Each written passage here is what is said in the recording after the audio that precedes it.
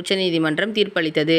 November 9, 2.77 acre நிலத்தில் கோயில் கட்டுவதற்கு 3 மாதத்திற்குள் அமைப்பை உருவாக்க வேண்டும். முஸ்லிம்கள் மசூதி கட்டிக்கொள்ள அயோத்தியில் 5 ஏக்கர் மற்றும் இடம் வழங்க வேண்டும் என சுப்ரீம் கோர்ட் தீர்ப்பு வழங்கியது. 2020ஆம் ஆண்டு ஆகஸ்ட் 5ஆம் தேதி ஸ்ரீ ராம ஜென்ம பூமி தீர்த்த சேஷாத்ர என்ற அமைப்பின் மூலமாக 2.77 ஏக்கர் இடத்தில் அதை சுற்றியுள்ள டிரஸ்டுக்கு சொந்தமான 70 ஏக்கர் நிலத்திலும் சேர்த்து பிரம்மாண்டமான ராமர் ஆலயம் அமைக்க 2020ஆம் ஆண்டு ஆகஸ்ட் 5ஆம் தேதி சுப வேளையில் பாரத பிரதமர் மோடி அவர்களால் ஆலய நிர்மாணத்திற்கான அடிக்கல் நாட்டு விழா ராமன் அருளால் இனிதே நடைபெற்றது.